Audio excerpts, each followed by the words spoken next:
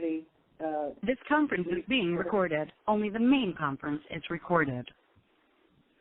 Okay, so now I will convene the meeting of the Mortgage Committee.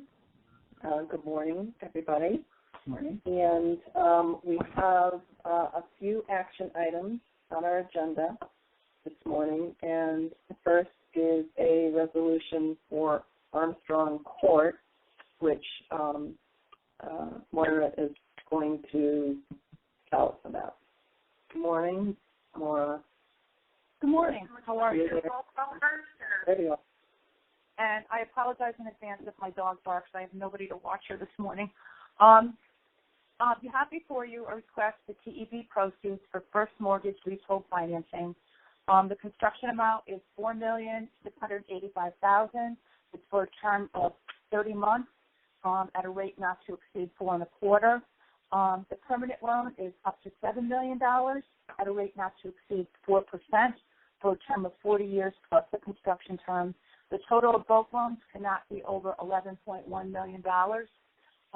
The Town of Greenwich Housing Authority applied for these funds, but they're forming a partnership, Armstrong Court 2 Limited Partnership, and they'll be the recipient of the funds. Armstrong Court, as it exists today, was constructed in 1951. It has 6 buildings, 144 units. This redevelopment consists of a substantial gut rehab plus the construction of 18 new townhomes. The townhomes will be completed this month. They've been under construction for over a year. This transaction is the first of the substantial rehab, the gut rehab. It has 3 buildings, 48 units. When it's completed, it'll be 42 units, and that's because 6 one-bedrooms and 6 two-bedrooms are being combined to make 6 three-bedrooms, because that aligns better with what the community needs. But because of the phase 1 construction, the 18 units, there'll be no loss of units. And in fact, when the entire rehab is completed, there will be a total of 150 units. So that's a net gain of 6 in a town where only 5.3% of the housing stock is affordable. As I said, Armstrong Court is located in Greenwich. It's in the southwestern portion of Greenwich. The town has invested in that area. There's a new pool and playground nearby. Both the grammar school and the middle school have been modernized, and in fact, at the property at Armstrong Court, the town has constructed a bus shelter. The gut rehab here is needed for several reasons. One, the units are terribly energy inefficient. They lack handicap access, and overall, the roofs, windows, and interior finishes are either tired or in poor condition. There's never been a rehab here, so you can imagine. The scope includes the complete demolition of all interior walls, ceilings, floors, kitchens, baths. The electrical, heating, and plumbing systems are also going. The new units are going to enclose the exterior balcony. That has been a source of the energy inefficiency here. So not only will that eliminate the energy inefficiency, but it will also include, add to the livable unit space. So once it's completed, the new units will have, obviously, new systems and finishes. The exterior is going to be vinyl and stone veneer. There's new energy-efficient windows, and the fixed roofs will be replacing flat roofs. The Housing Authority of the Town of Greenwich is the developer and sponsor here. They were established in 1948. They're the leading provider of affordable housing in Greenwich. They currently own and manage 1,220 units of family, senior, and assisted living apartments. The Housing Authority has experience with both state and federal programs and has tax credit, finance, construction, and capital improvement experience. And since 2006, they have invested in new construction and capital improvements totaling over $85 million, which were planned, financed, and executed by the Housing Authority. For this transaction, the Housing Authority has assembled a strong team. Viking Construction will be the general contractor. They have experience with both CHFA and DOH. Edith Architects is the architectural firm, and the Housing Authority will serve as the property manager. The Housing Authority is currently compliant with all program requirements. The additional sources of funds include $4.8 million of DOH home funds. An existing 250 pre-development loan will remain. There's $5.9 million in LIHTC equity, a shelter loan of $3,325,000, loans of energy proceeds $78,750, $400,000 of property reserves, $500,000 of HTCC funds, and there'll be a deferred developer fee of approximately $687,000. The HTCC funds that are being used in the project were awarded in July of 2015. The HTC guidelines do require that the funds be used within 3 years. However, the applicant here has timely requested and received an extension to complete the use of the funds. And the reason being is they have to apply 4 different times for the SSHP funds and DOH rounds before they were successful. And these funds were for the new construction. So the applicant has applied. Continues to supply quarterly reports and currently has an approved extension to use the HTCC funds until February 1st of 2023. Sorry about that. The strengths are the following. The Housing Authority has committed 15 project-based vouchers to households whose incomes are below 50%. The remaining units will be for households 60% AMI or below. However, they have scaled the rents so that they are affordable to the current tenants, so they're nowhere near the maximum they could receive or they could get. Transport is a transit-oriented location. There's a bus stop at the property that provides continuous daily service to downtown Greenwich, Stamford, and the Greenwich train station, which has daily service to New York City and New Haven. The Housing Authority has 1 building of the 3 buildings that are being renovated here completely empty. Those 12 tenants have been relocated temporarily to other Housing Authority properties. The 18 new townhomes tenants from this phase will be permanently relocated into those 18 townhomes. The remaining units, 6 senior tenants at this property are currently looking to be relocated or in the process of being relocated to senior housing or assisted living at their request. And then this construction is phased, so the first building will be completed before the 3rd building is even started. So the remaining tenants will move into the first building so that no tenant will be, then that will be the permanent relocation. So we have all the tenants covered. The assessor has agreed to keep the real estate taxes equal to the pilot amount, which is 10% of the shelter rent. The challenges of the transaction include the following. The CHFA construction loan payoff is dependent on the LIHTC equity. While this is a moderate risk, the conditions the mortgagor must meet to receive the equity are standard and we think achievable. The construction costs here are higher than other areas of the state. This is due to the wage rate. This is a Davis-Bacon project. Plus, the subcontractors have higher wage rates just due to the area. Additional pressures on the construction costs were caused by the reconfiguring of the units, phasing the construction, replacing flat roofs with pitch roofs, and there's some environmental remediation. There's asbestos that has been encapsulated and now needs to be removed. And also there's some lead there that also was encapsulated that needs to be removed. Also, the design approved by the town as part of the zoning process includes costly elements that the Greenwich Architectural Board required, and it can't be modified. Mitigating the construction cost is the sponsors putting in a loan, they're putting in property reserves, and the LIHTC equity is higher than normal because the costs are higher than normal. Due to the COVID-19 health crisis, additional considerations are required. The contractor has developed safety and sanitary protocols for all construction workers and oversight personnel. This is a gut rehab, so the buildings will be vacant when the construction work commences. Supply chain issues will be looked at closer to closing. We're planning to close this in the fall, so that's we will look at the supply chain issues and make sure we have them covered. Any questions? I have one.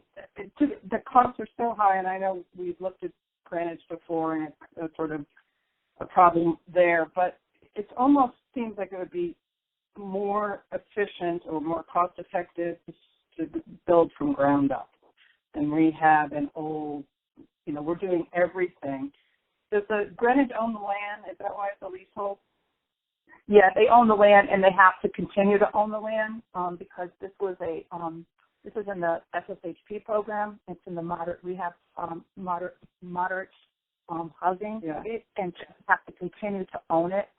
That's why it's a leasehold. We've done several transactions with housing authorities to get the tax credits. They do it this way. They do it as a leasehold. And we have a long lease term. I didn't see that. Yeah, it'll be nice. It'll be 99 years. That's 99 years. Oh, do we look at just building from scratch? For $548 a foot seems like you could build a new, brand new for $400. I don't know. It just, I'm not. It's not. I don't know 100% if they had looked at it, but the cost to construct the other, and we had to go modular construction with the townhomes because there they did look at it, and the costs were just so extraordinary that that's why they went modular. And the reason they did that is that they didn't have to pay the higher wage rate to build it. Right. I mean, that area is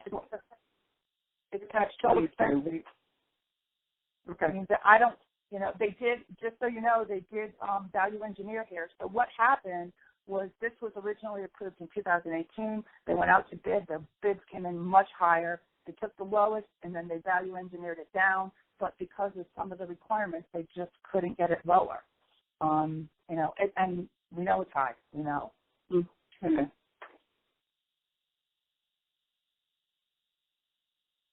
Are there other questions, concerns, discussion? Well, the other thing that I saw, of course, is the delay that this project have had in the past. And this, again, the timeline says, construction to start in the fall and 18-month construction, which seems aggressive or optimistic for the way this project have been going. Is that realistic, do you think? No, this is it. Well, I'm hoping we can close this in the fall. I mean, they are ready to go. They do have the contractor ready. And as I said, one building is already empty. So we're hoping that the fall is realistic. But this is a 30-month construction period. Right. Okay. Sorry.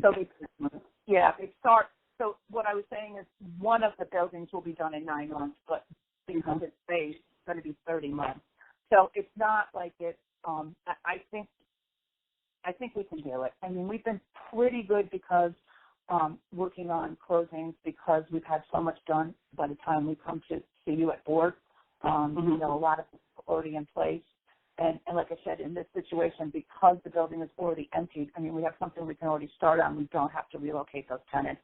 And they're almost done with the second building, so relocating them. So, hopefully that will speed along too. I think it said that other building is supposed to be done in June, so we're at the end of June. It's done, right? It's done. They have the grand opening. They're just finishing up the punch. I saw the punch list, I want to say, on Tuesday, and the majority of those items were done. There may be still some exterior work. I haven't seen the PCOs come through yet, but hopefully they'll be coming through next week. Okay, thank you. I can add to, I did go to the ribbon cutting a couple of weeks ago, and the place looks really nice.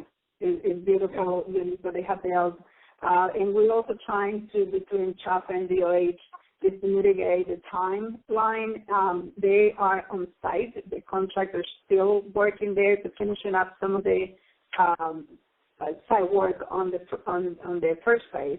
So for this phase, they are going to be there, so there is no extra cost and limitations. So we're trying to look at all those items and to make sure that we try to keep the cost down. Because if they move out and they come back, their plan is to continue working while they're going to be closing for this phase. Okay, thank you. Okay, other questions or more comments, concerns, anything anybody wants to raise? One more. Sorry, yep. I have a lot of time on my hands. It said there was a bus shelter built and to George Perez's point last week, are there buses that go by here? Yeah, there's supposedly continuous daily service. Well, It's Hamilton Avenue, I guess it's probably hourly. I mean, I can look in between. I can look at the service, but yeah, they told me it was continuous daily service, which usually means it's 7 days a week. Because a lot of times with bus stops, they don't run on the weekends, and it usually means they run on a pretty regular schedule. I can't say hourly, but usually it means hourly rates during the busy period. Thank you. This is my student. The only thing I would add as far as the cost, and we're happy to go back and have the conversation for these other phases if it could be done just for new construction.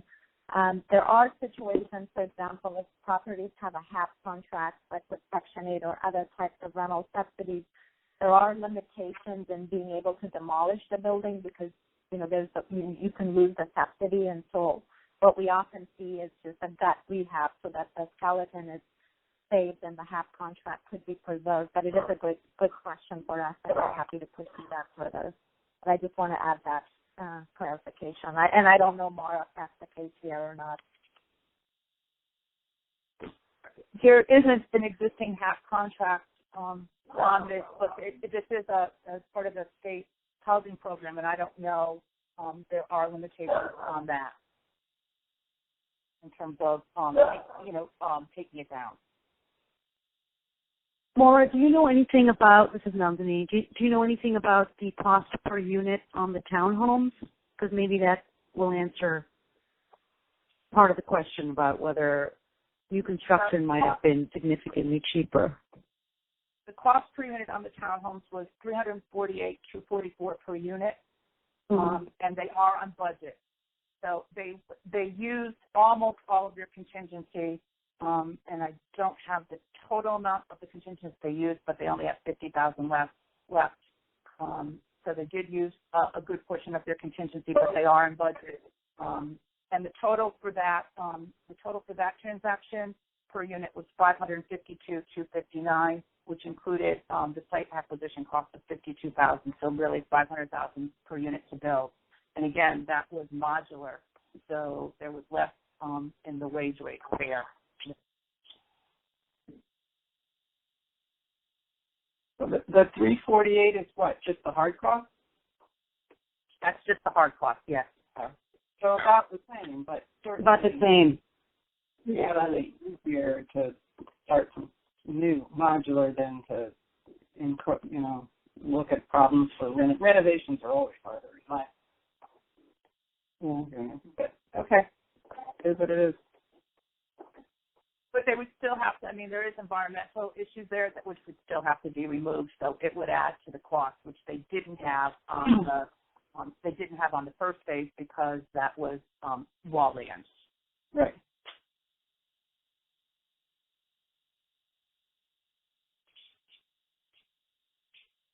Okay. Any other questions, comments, concerns, discussion? Okay. This is Carla. I'll move approval. Thank you, Carla. Is there a second? I second it. Second by Salem. Any further discussion? Okay. So do we have to vote by roll call because we're on like this? I think that's what we did last time, right? Yes. Okay. Wendy Clark, I vote yes. Eddie DeWinker, Approved. Ken Foley, Yes. Ellie Gusslin, Sheila Mascaro Bruno, Yes. Carla Weil, Carla,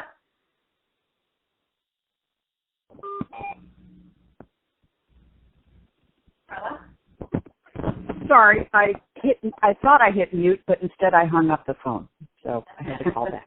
Dorothy Armstrong, Yes, hi.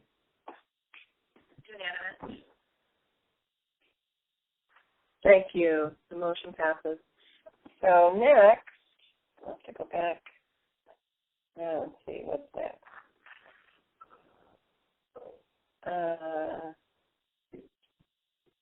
Sorry. Agnes? Memorandum of agreement with DOH.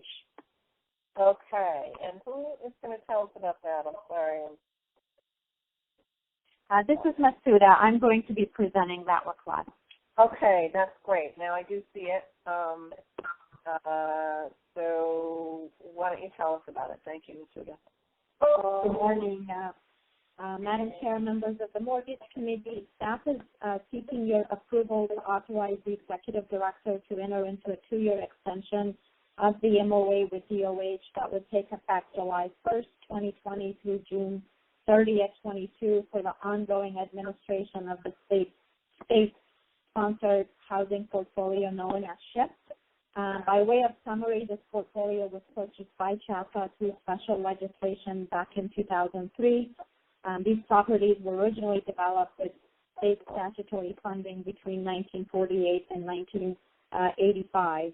And then also in 2013, Governor Malloy at that time announced a $300 million commitment over a 10-year period to support the recapitalization of this portfolio. At the same time, CHFA also commissioned a capital plan that is continuing to serve as the roadmap for both physical and funding recommendations, again, in revitalizing this portfolio. So since 2014, over $100 million has been invested in addressing the capital repairs and other deferred needs. While the capital improvement needs far exceed the level of funding that is currently available, we believe that the strategic partnership with DOH and CHFA continues to provide critical support in preserving and repositioning these properties. The other benefit that the owners have received along the way is technical assistance and capacity building, and this has been done through CHFA, DOH, and a number of other partners in the state, which has been critical. I would also note that outside of the funding commitments, a number of these properties have received financial support through CHAMP, tax credits, as you saw on Armstrong here, ITA, and other state and federal dollars, again, to move these developments towards long-term sustainability. And then more recently, we are working with some of these owners. They have submitted requests under the development engagement process. So we have about 22 owners that CHFA and DOH will be meeting over the next several weeks. As part of these concept meetings, we'll have an opportunity to hear from them and then giving them feedback as far as, funding options that may be available or other feedback that can help these owners in terms of their plan moving forward. So in summary, CHFA has served over 24,000 residents. Many of these are earning at or below 50% of area median income. 60% of the properties that are in the portfolio are in the state elderly housing program. So this extension is going to allow CHFA and DOH to continue this important work in impacting the quality of housing for the state's most vulnerable population. I also want to introduce Jennifer Landau and Deb Olson, who work closely with the CHFA program. They're also available if you have any questions, but our recommendation is to consider a 2-year extension of the MOA. And again, I would be happy to answer any questions you have. I have a question. Hello? Yes, go ahead. Yes, please. Yeah, go ahead, please. What's the magic of 2 years as opposed to 5 or 1 year? Yeah, my understanding is that the previous MOA was from 2015, correct, Jennifer? So it was a 5-year MOA. Well, the funding appropriation is still subject to, annual appropriation by the state. We felt, we want to just do a 2-year MOA at this point. It's just merely paperwork for us, and it also gives us a chance to look at roles, responsibilities, and if anything's changing, we have that authority to make those changes quickly. And Jennifer or Deb, feel free to chime in if you have additional thoughts about the term of the MOA. Yeah, this is Jennifer Landau, so I'll just jump in quickly. So in prior years, the board just liked to see it come back, either yearly or by every other year, just to kind of get a quick update in terms of the status of the portfolio and the funding.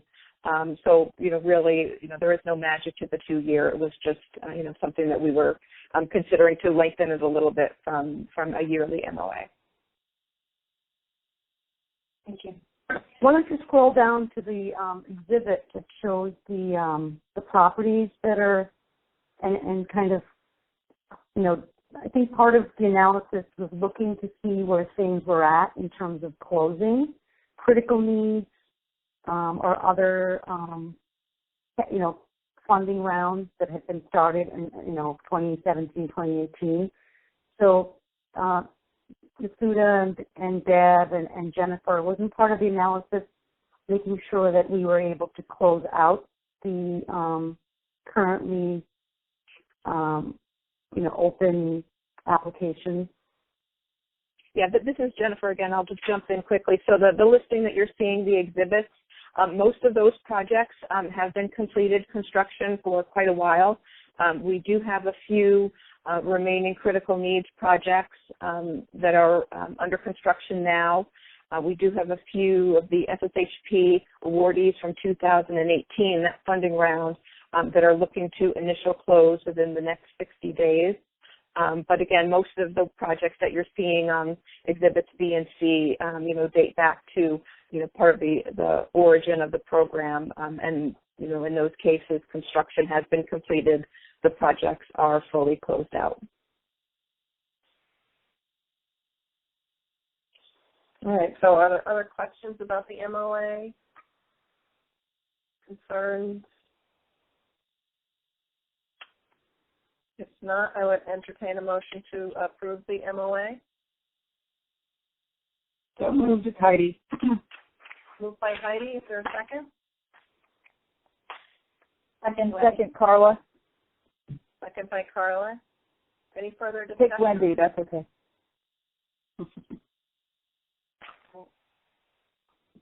Any further discussion? Okay, so we're going to have somebody call the roll. Wendy Clark, Yes. Heidi Dillinger, Aye. Ann Foley, Yes. Sheila Mascara-Bruno, Yes. Carla Weil, Yes. unanimous.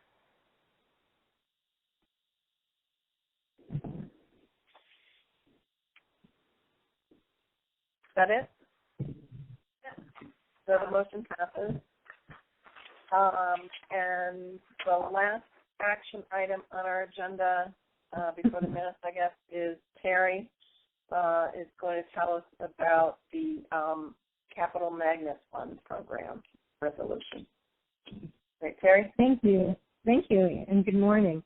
You have before you a recommendation to approve CHFA's application for a Capital Magnet Fund fiscal year 2020 grant award in the approximate amount of $4 million.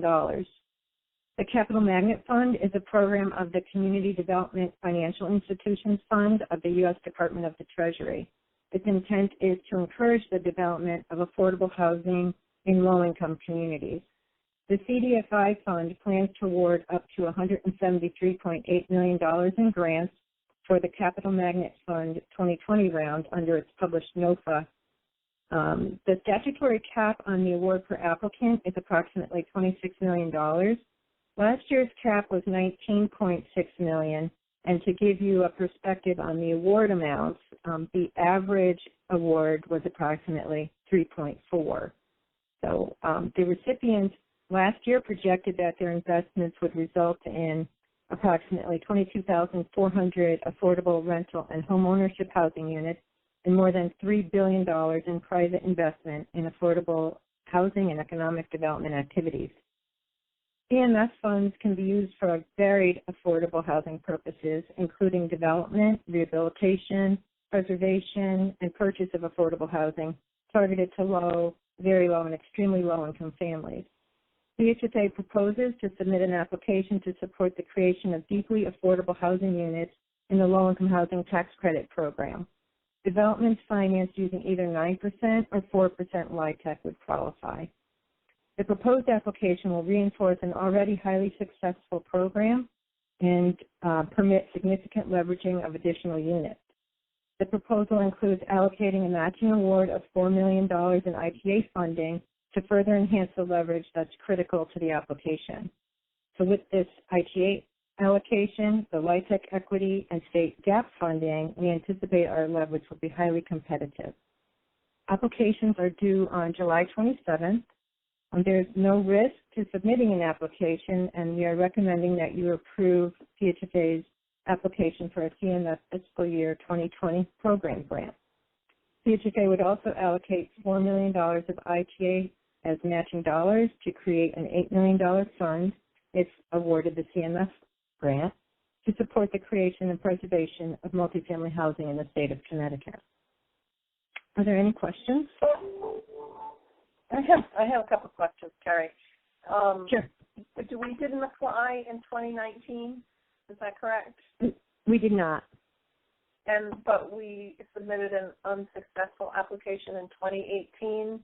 Can you talk a little bit about what we learned from why we didn't get funded in 2018 and what you're doing differently? Sure. In 2018, it was rather new. A new concept was being proposed. We were going to do legacy city development. That's cities like Danbury, Waterbury, areas that had industry that was no longer there. The cities were, I'll say, decaying. There was just a lack of investment. So we were intending to create a new program to work in legacy cities. The leverage is going to be taxable bonds. And we weren't, in our application, we weren't as mindful of the program priorities that the CDFI fund had published. I think while it was a good idea to go out to legacy cities, there's a geographic consideration and a component that may change every year, but that speaks to where the developments are going to be most successful. They are usually tied to areas of economic distress, which could have worked well in these. But I think the other problem was we had diluted the focus, and there needs to be like a passion around what you're doing. So it's really, you're excited about this opportunity, you're going to do one thing, you're going to do it really well. And in our 18 application, we said legacy cities and then, a little bit of this and a little bit of that, and we just didn't have it. The debriefing communication that we got from the CDFI is really just a matter of saying where you scored. It didn't say you could strengthen this, you could strengthen that. It just said in this category, the scores ranged from 40 to 120, you had a 60. So you could see where you were weak, but they didn't give you any guidance on, you should have said this or that, how debriefings go. Does that answer your question? Yeah. And then in 2019, there just wasn't a desire to apply. That's the only reason we didn't do. Yeah. Executive leadership. Can you get an example of who did get the award and what project won or what group won in 18? Sure. There were in 2018, I believe it was, there were 5 HFAs that received awards. Of the, I think there was something like 30 awardees or more. Of those HFAs, the focus was on matching it with the LIHTC program in all but one, and that last one tied it to their home ownership. So they were using it to support reducing the rate that they offered to homeowners, and they were also using it for down payment assistance. But the other were involved in multifamily and tying it to the LIHTC program. Because one of the big keys is addressing the affordable housing needs in low-income communities. That matches with the LIHTC program. And also leveraging, and the LIHTC equity counts as leverage. That's pretty significant. You're required to have a 1 to 10 ratio, and most successful applicants exceed that. It's 1 to 13, 1 to 15. We were, again, in 2018, we were strictly 1 to 10. That was it. Terry, can you speak to the our research that you've done in terms of Connecticut actually having been maybe not funded recently under the CDFI? Sure. In this program, the Capital Magnet Fund, Connecticut hasn't applied as a state. You're not eligible. You have to be a nonprofit entity. CHFA has a legal opinion that can be provided with the application, and was in 2018. It was accepted that we are tax exempt. We're not a 501c3, but we're tax exempt. And they are encouraging housing and finance authorities to apply because we have the internal infrastructure to roll out the funds in the best way possible. So Connecticut has never been awarded, which, again, when you're looking at nationwide geography, that should put us a little bit of an advantage because they would be new to Connecticut. Rhode Island was awarded, I think. Colorado's been awarded. There are some areas that the CDFI fund is interested in that have never applied and have never been awarded, but they were like the U.S. Virgin Islands, Alaska, the American Samoas. It's not, not the continental United States. We've also been kind of strategic about the size of the award request. Can you speak to that a little bit? Yes, that's a good point. Because when we looked at, our request in 2018 was $10 million. And when we looked at the awards that were actually given, and you see that, sure, the award maximum by statute is 15%. You could get up to $20 million. This is last year. But in reality, the fund is only awarding, instead of 15%, they're awarding 7% at the highest, and that the average is really more like 2 or 3%. You say, well, you don't want to be overextending. They can award you less than you ask for, but it's helpful, I think, and competitive to go in with something that's realistic, what you're expecting to be funded, and how you can support that funding. So our asking for matching ITA will also be a very competitive feature in our application. And the fact that we have to actually, go ahead. I was just saying, I was just looking at the award list on the CDFI website, and I can't help but notice that the Colorado Housing Finance Authority has gotten it in the last 3 years. So perhaps we have somebody who has so we have a ringer. Yes. Yes. Go ahead. Yeah, the other thing I would add to everything that Terry said is CDFI looks at track record and how quickly you can deploy the capital. And so by asking $4 million and leveraging that with ITA, and we know we have projects that are in need right now if we have this capital available, that we can, but the requirement is that you have to deploy it within 2 years. So we looked at our pipeline and we know we have projects ready to go, and this would be a great resource had this capital available right now.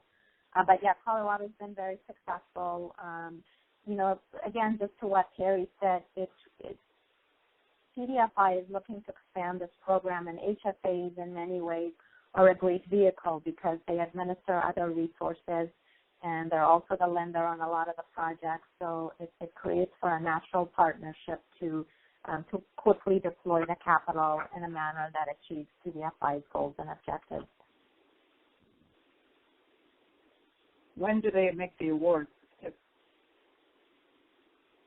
They have, just in their NOPA, they said that's to be determined. They haven't published that date.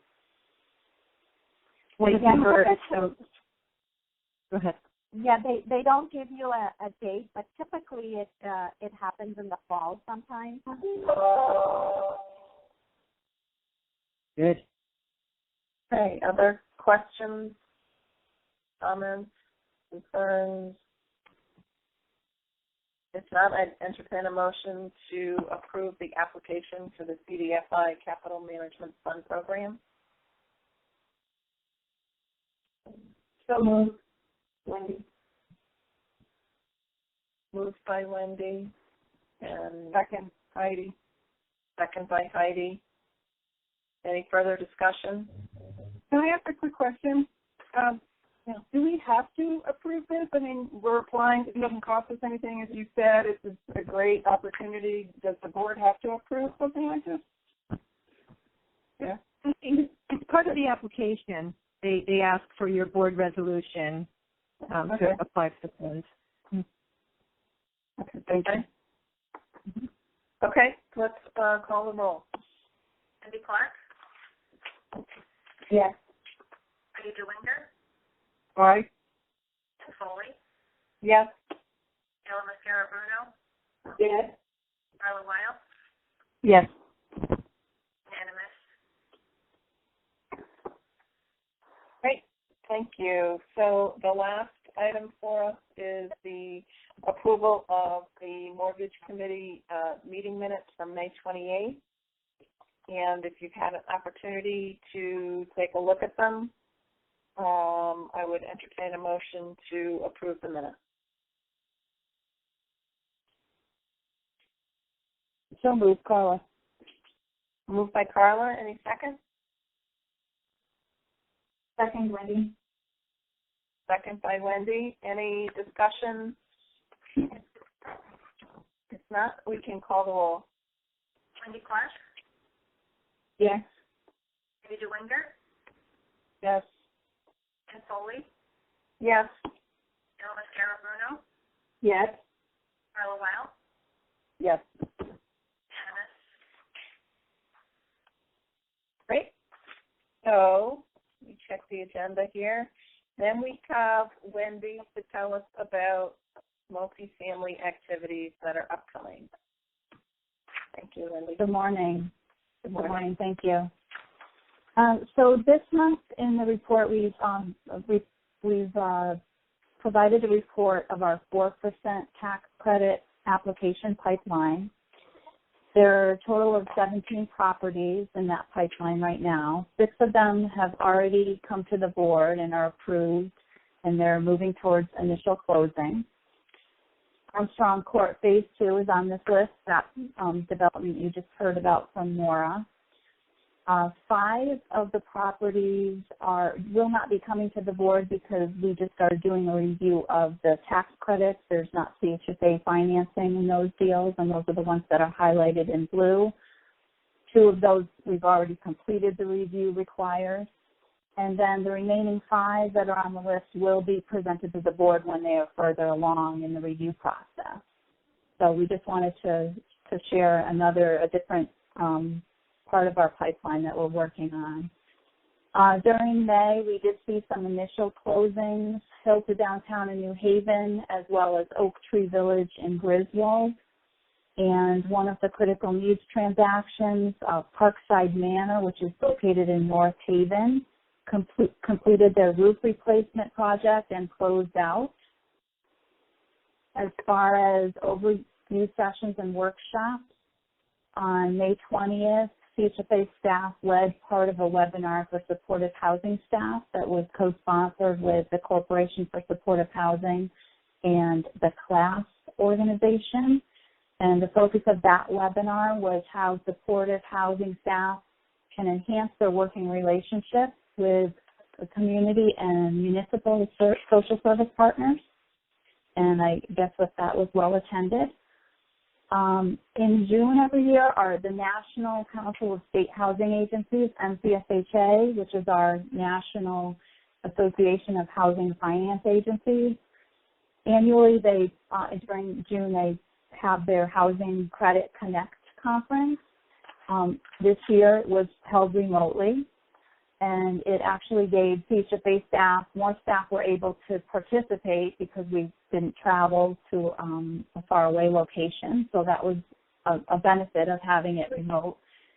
Many of the sessions obviously related to the impact of COVID-19 and how our different partners are handling those. Industry experts and representatives from various states were able to share their insights and experiences along with representatives from HUD and the IRS.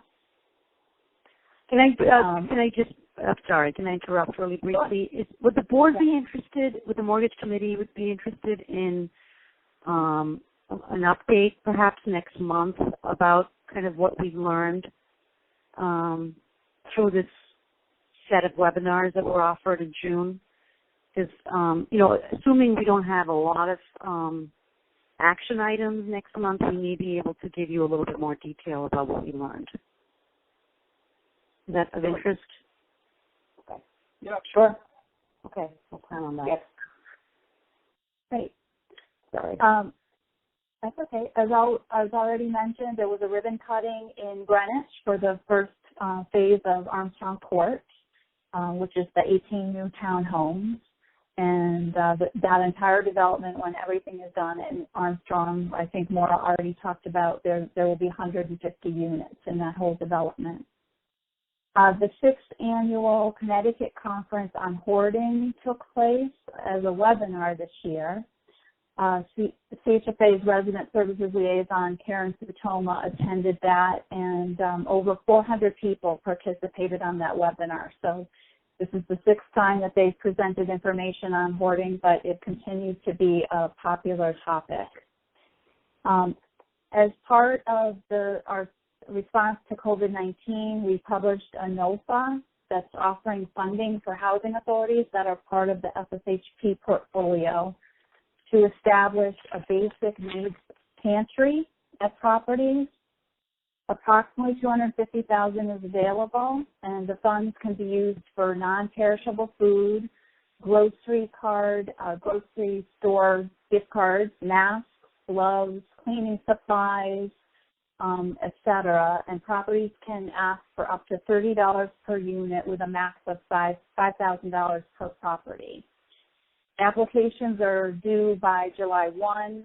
So far, 11 applications have been received that total about $29,000 as an ask, and 6 of those have been approved and executed. As reported over the past few months, DOH and CHFA are working on a development engagement process. I think we've mentioned already that 133 developers responded to that, and calls have started with CHFA and DOH staff participating. So those will continue, but that's a lot of calls to get through, so we're working on that. Are there any questions?